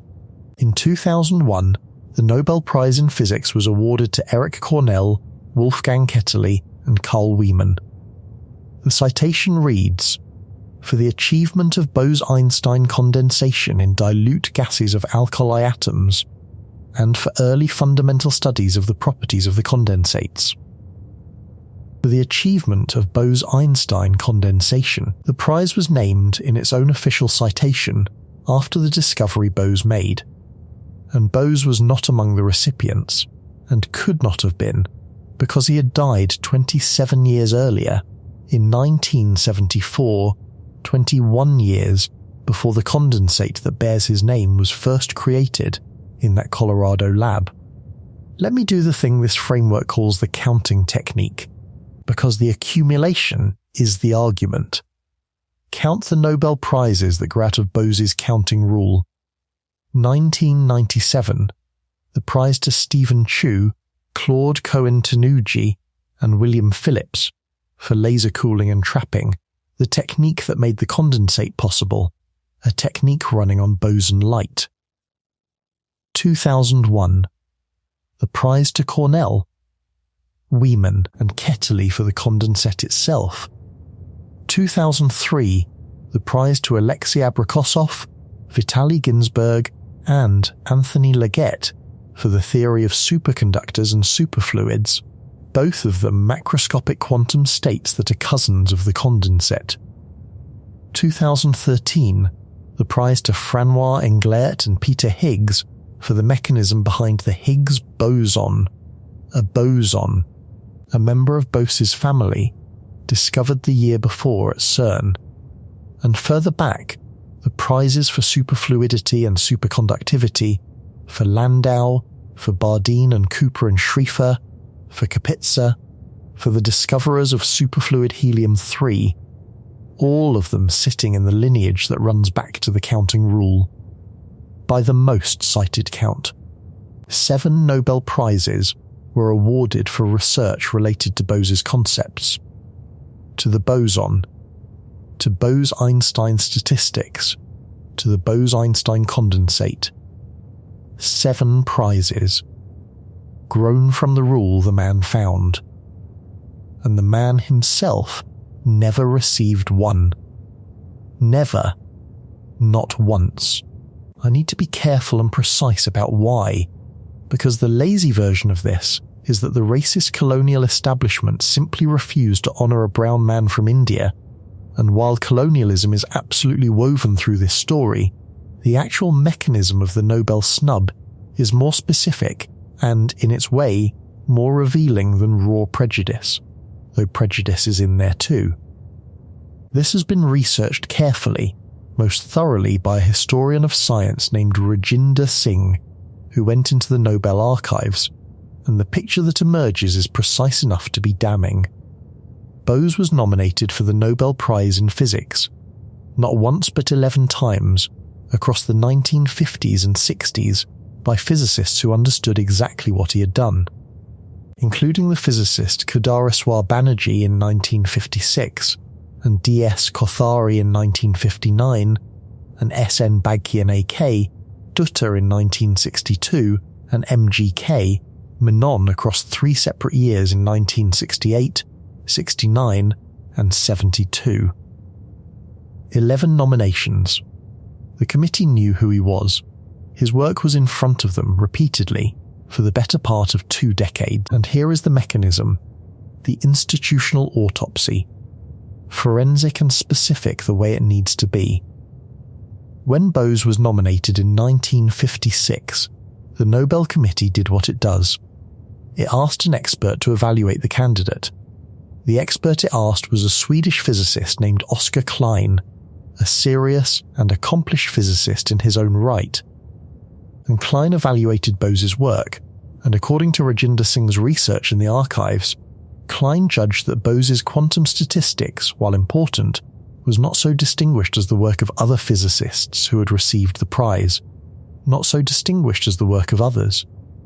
And Klein looked at Bose's more recent work, his 1950s efforts on Einstein's unified field theory, and rated it even lower as a mathematical contribution to a program whose physical meaning was, in Klein's judgment, still quite obscure. I want to hold that phrase up to the light. Not so distinguished as the work of other physicists.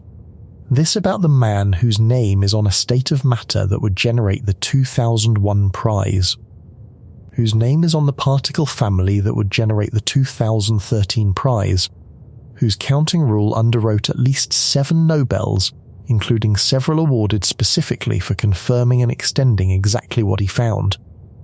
Not so distinguished.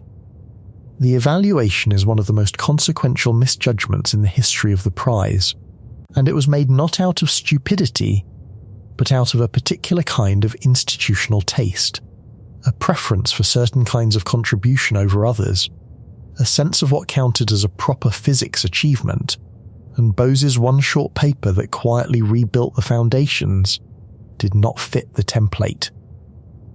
And I should flag, in the spirit of giving you the real version, that the Klein evaluation reaches us through Rajinder Singh's rendering of the archival committee report. It is authentic in substance, drawn from the records, but you should hold the exact wording as a scholar's translation and paraphrase of the sealed report, rather than a verbatim primary quote in the original. The substance is solid, the precise phrasing is filtered through a historian. I tell you this because the difference matters, and because a story this good does not need to be overstated to land. So why did the committee never come around? The historians who have studied it point to several converging reasons, and they are worth laying out because none of them is a satisfying villain, and all of them together are worse than a villain would be. First, the nominations came too late. Bose did the foundational work in 1924, when he was 30. The first nomination came in 1956, 32 years later. By the time the committee was seriously considering him, they were weighing his recent weaker work heavily alongside the old breakthrough, and the recent work did not impress. If he had been nominated in 1926, in the flush of the discovery, the story might have gone differently. He was not. Second, the committee had a long-standing bias toward experiment over theory, the same bias, incidentally, that denied Einstein a Nobel for relativity, which is a separate scandal for another day. Bose was a theorist who wrote one great theoretical paper, and the committee liked things it could see confirmed by an apparatus. Third, and this is the cruelest one, the great experimental confirmation of Bose's prediction, the condensate itself, did not arrive until 1995, and by then Bose had been dead for 21 years. The committee tends to reward results that have been, in its language, tested by time. Bose's results were tested by time, but the test finished long after his life did, and the Nobel Prize is never awarded posthumously. There is a fourth reason, quieter than the others, and harder to prove but impossible to ignore, and it is the one the tidy accounts step around. Bose was an Indian, working in India, in the physics of a colonized country, at a time when the centre of gravity of world physics sat entirely in Europe, and treated the periphery as a place that received knowledge rather than made it. The committee that judged him was European. The evaluator who found him not distinguished enough was European. The journals that decided what counted were European, and the entire apparatus of recognition had, baked into it, a set of assumptions about where great physics comes from and who does it, assumptions that no individual on the committee necessarily held as open prejudice, but that shaped the water they all swam in. It is very hard to look at Bose, and at Sahar, and at Chandrasekhar, at 3 foundational contributions from one generation of Indian physicists, and at the pattern of delay and dismissal and non-recognition that met all 3, and conclude that the colour of the men and the location of their work had nothing to do with it. I am not saying it was the whole story. The lateness of the nominations, and the theory bias, and the timing of the confirmation are all real. But they do not fully explain it, and the part they do not explain has a shape, and the shape is familiar. Here is the finally someone said it, and it is the one I have been building toward this whole time, so let me say it plainly. The Nobel Committee did not fail to honour Bose because it did not understand his work. It understood his work perfectly well. It put his name on the citation for a prize it gave to other people. The committee failed to honour Bose because the machinery of scientific recognition is built to reward a particular kind of contribution, made in a particular kind of place, confirmed on a particular kind of timeline, by a particular kind of person, and Bose's one short revolutionary paper, written on the moon by a colonial theorist and confirmed in a laboratory 21 years after his death, matched none of those particulars, even though it was more foundational than most of what the prize has ever been given for. The system did not make a mistake about Bose. The system worked exactly as designed. Bose is what the design leaves out, and notice the exact form of the dismissal, because it rhymes with the physics one last time. The complaint against him, the thing that made him not quite prizeworthy in the committee's eyes, was in part that he had essentially one great paper, that he was, in a sense, a single instance of brilliance, rather than a sustained distinguished career of the kind the prize likes to reward. One instance, not a body of individually credited work, but a single point, easily folded into the general advance of the field, easily attributed to the statistics themselves rather than to the man. They treated his contribution the way the universe treats a particle, as an instance of a pattern, interchangeable with the pattern, not as an individual with a name that had to be preserved. Think about the shape of that. The single thing that would have made his case undeniable to a committee that wanted experimental proof, the actual creation of a Bose-Einstein condensate in a lab, happened 2 decades after he died, and the prize for it went, correctly and deservedly, to the people who built the apparatus, and could not go to the man who told them, 71 years in advance. What they would find, the physics that would have vindicated him arrived too late to help him, and just in time to honour everyone else. There is a terrible symmetry to it. The man who found that identical particles are interchangeable was himself, in the ledger of scientific honour, treated as interchangeable, as replaceable, as a name that could be attached to a prize handed to other hands. And here is where the man himself finally comes fully into view. Because I have been giving you the physics and the injustice, and I have not yet given you enough of the person, and the person is extraordinary in a way that makes the neglect harder to bear, not easier. Because Bose did not spend the rest of his life bitter. He did not spend it fighting for credit. He did something stranger and more admirable. He mostly walked away from the frontier of the physics that had made his name, and he poured himself into a dozen other things, and he did it, as far as anyone can tell, out of a genuine and unusual freedom from ego. Part of why his research output never again reached the height of 1924 is simply the colonial isolation we talked about, the life on the moon, the lack of journals and equipment and colleagues at the frontier. Part of it was the crushing weight of building and administering physics departments in a country the empire had deliberately kept scientifically underdeveloped. But part of it was that Bose was a genuine polymath whose curiosity refused to stay in one field, and once the great work was done, he let it carry him wherever it wanted. He worked in chemistry and mineralogy and X-ray crystallography. He studied biology and soil science. He was a serious student of literature in multiple languages, fluent in Bengali and English and French and German and Sanskrit, in love with the poetry of Tennyson and Tagore, and the ancient Sanskrit poet Kalidasa. He played the asraj, a bowed Indian string instrument, and he cared about it enough to think about the physics of its sound.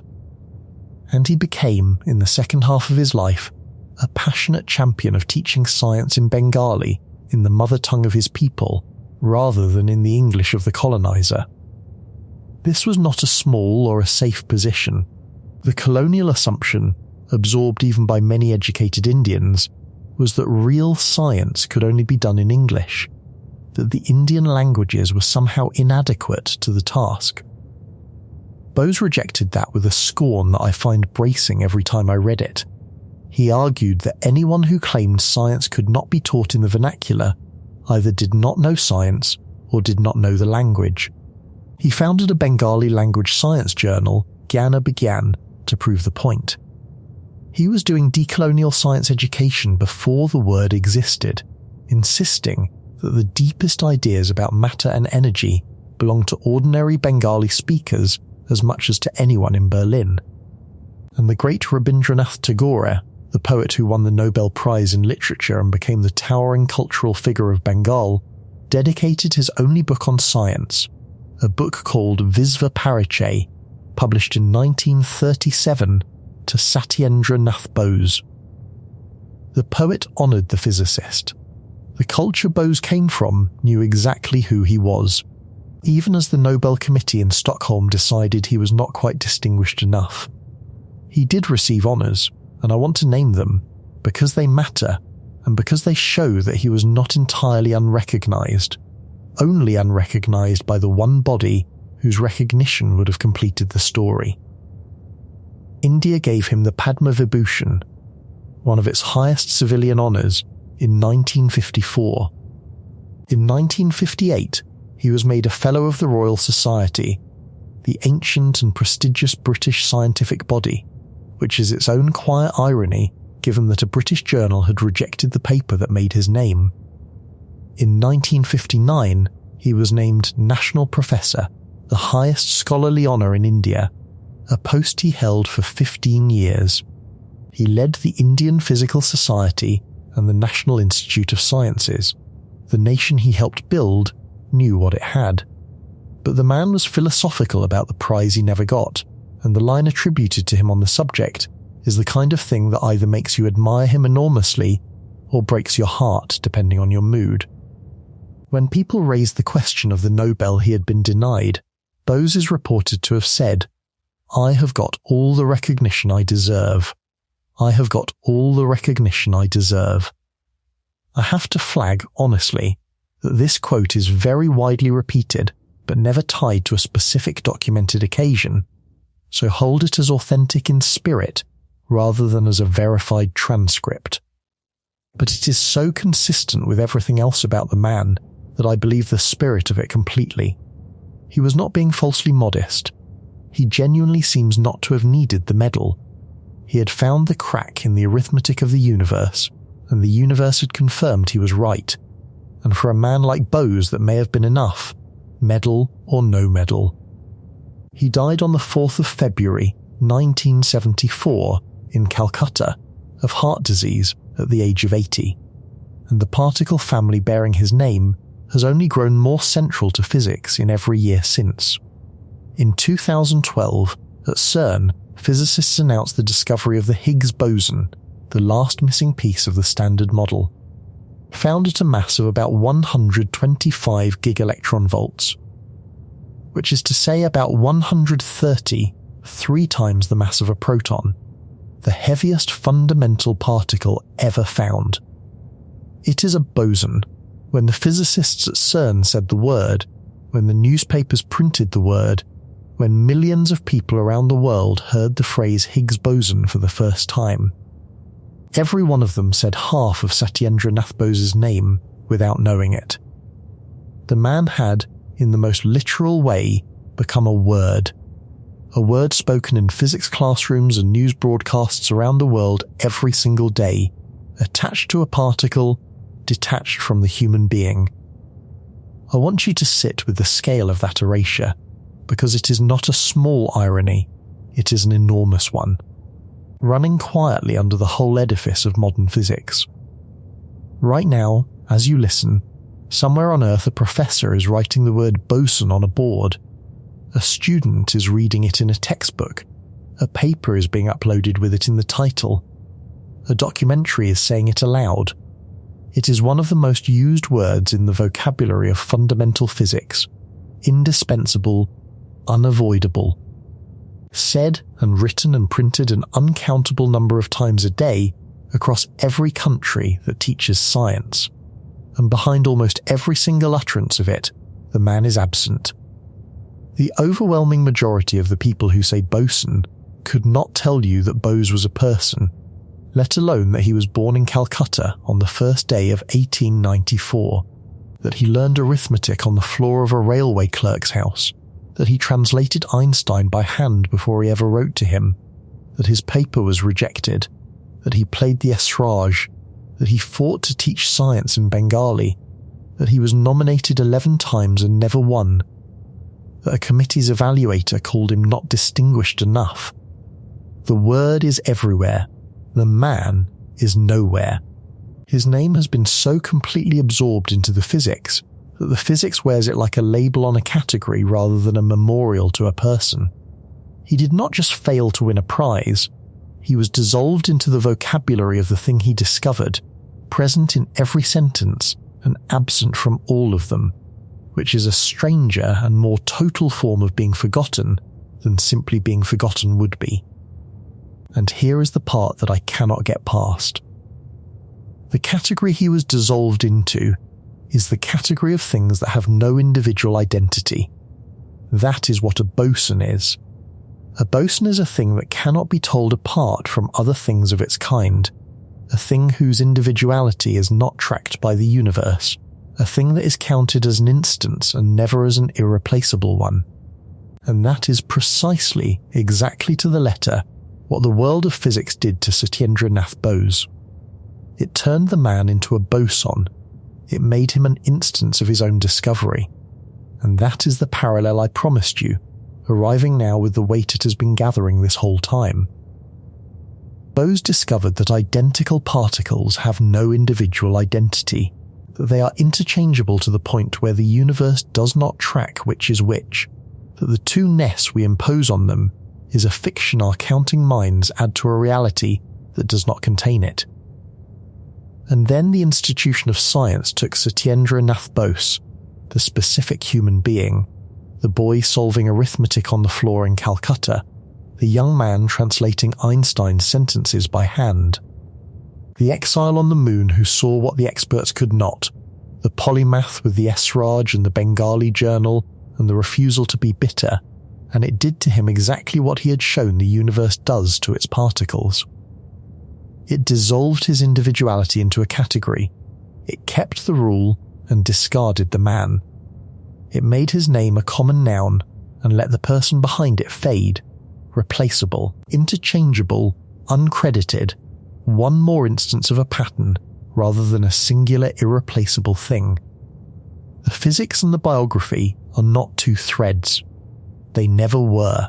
They are the same thread, running in both directions, and the direction that runs from the man to the physics is the story of a discovery, and the direction that runs from the physics back to the man is the story of an erasure, and they are the same shape. We are near the bottom now, and I want to take you the last distance into the part of this that I still honestly do not know how to think about, because it is the part where the counting rule stops being about photons in a laser or atoms in a Colorado lab and becomes about you, the specific you, the one who feels like the most singular and irreplaceable thing in your own experience. Here is the question one more time, the one I asked you to hold at the very beginning, when I asked you to count to 2. When you have two identical particles, do you have two things, or one thing counted twice by a mind that cannot help counting? And now you know enough to feel the full weight of the answer, which is that the universe does not take your side. At the level of the particles you are made of, there is no roster. There is no assignment of identity. There is no fact about which electron is which, no fact about which photon is which, no ledger in which the universe writes down first this one, then that one. The two-ness is yours. You bring it. The universe does not keep it. And you are made entirely of things like that. Every electron in your body is exchange identical with every other electron in the universe, interchangeable without remainder, carrying no name, no history, no thisness that would let even an omniscient being say this one is yours. The matter of you is a pattern in fields of nameless, interchangeable, identity-free particles. When a cell in your body divides and copies its 3.2 billion base pairs, the atoms it uses are drawn from a common pool of indistinguishable stuff, and the atoms that were you yesterday are not, in any sense the universe honours, the same atoms as the ones that are you today, because there is no sameness at that level to preserve. You are not a collection of specific particles that persists through time. You are a pattern that the particles pass through. A standing wave in a river. The water is never the same water, and there is no fact about which water it is, and the wave holds its shape anyway, and calls itself you. I want to be careful here, because this framework warns against sliding into mysticism, and I am not doing that, and I do not want you to hear it that way. This is not a spiritual claim. It is not a metaphor. It is the most boringly established physics there is, the thing every interpretation agrees on, the thing on every qualifying exam. The particles you are made of have no individual identity. That is not philosophy. That is the periodic table. That is the reason helium is helium. The philosophy only enters when you ask what it means for you, and the honest answer is that it means the thing you are most certain of, your own singular irreplaceable specificity, your sense that you are a particular thing and not just an instance of a pattern, is not a property your constituents have. You feel singular. Your parts are the opposite of singular.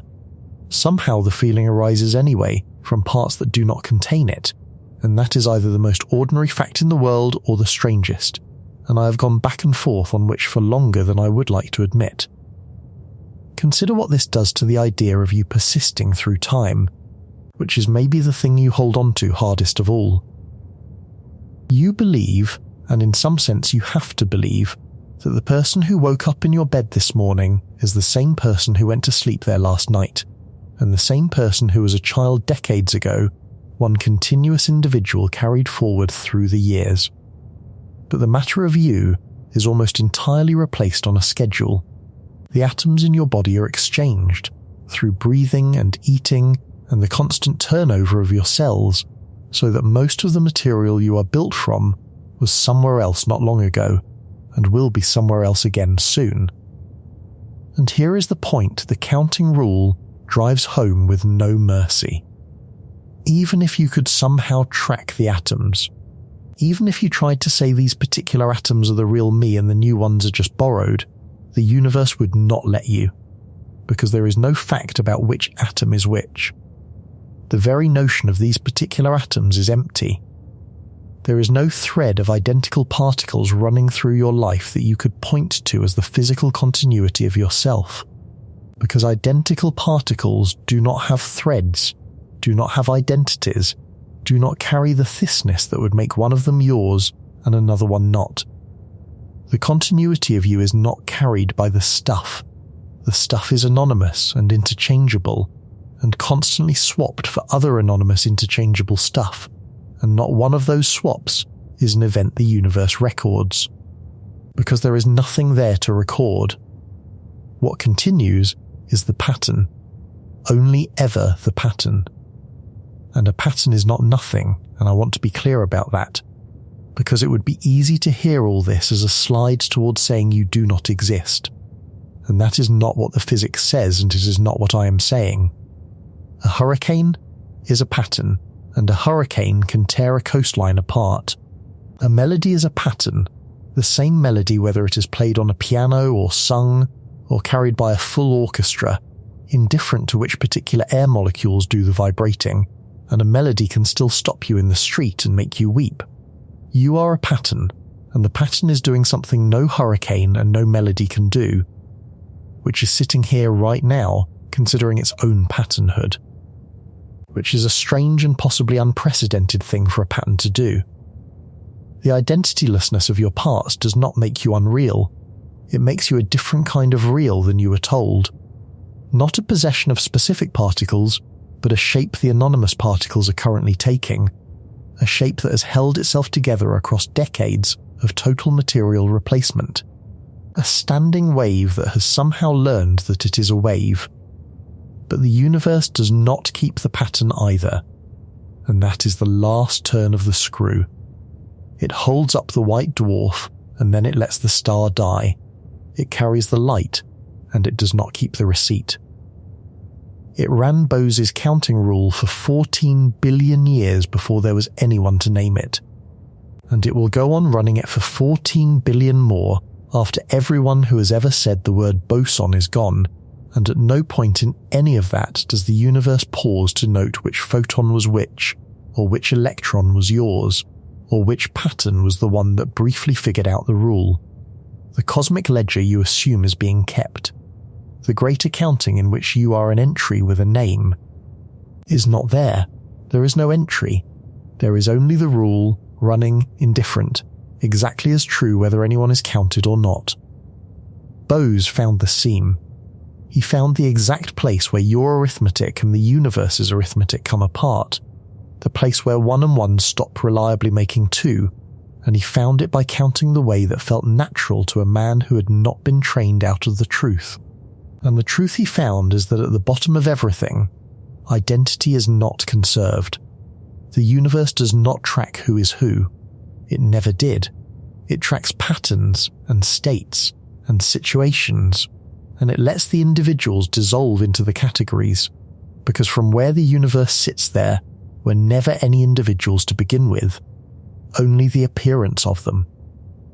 Only the two nests that counting minds insist on adding to a reality that shrugs and declines to keep the receipt. He proved that about the particles. And then, as if the universe wanted to underline the point in the one medium a human being would feel, the institution of physics proved it about him. It kept the rule and let the man dissolve. It spoke his name 1,000,000 times a day and forgot he had one. It handed out 7 prizes built on his counting and never once called his name in Stockholm. The discoverer of interchangeability was made interchangeable. The man who found that the universe does not track who is, who became a case study in the fact that neither, in the end, does the world he gave it to. Every photon of light that has ever touched your skin obeyed the rule he found. The sunlight that warms you, the glow of the screen you are looking at right now, the laser in a checkout scanner, the light of every star you have ever seen, all of it made of particles that have no names and no identities and no thisness. Particles named after a man whose own name was quietly taken from him and turned into a category. You are lit, constantly, by the proof of your own dissolution. You have been your whole life. And the light did not tell you, because the light does not know. Because at the level where the light lives there is nothing to know it, no one to be told, no you that the universe was ever keeping track of. Count to 2. You still can. Nothing about any of this stops you. The 2ness is yours to keep, for as long as you are the kind of pattern that counts. The universe just never agreed to hold up its end,